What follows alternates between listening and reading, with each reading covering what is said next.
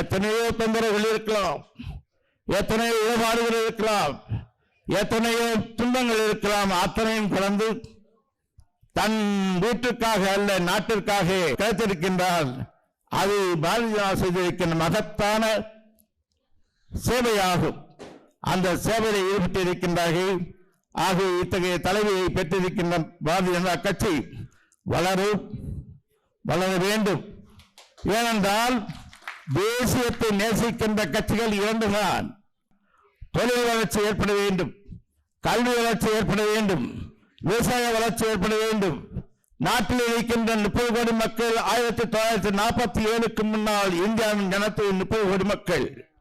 இன்றைக்கு 2019ஆம் ஆண்டிலே இந்தியாவின் ஜனத்தொகை சற்றேறத்தாழ 125 கோடி மக்கள். இத்தனை பேருக்கு உணவு கொடுக்கின்ற சூழ்நிலை இன்றைக்கு இந்தியாவில் ஏற்பட்டிருக்கின்றால் தேசிய கட்சிகளால் தான் முடிந்ததை தவிர தேச விரோத கட்சிகளால் ஏற்படவில்லை. நாமும் வளர்வோம். வளர்ந்த பிறகு இந்த நாட்டின் வல்லரசு நாடாக மாற்றுவோம்.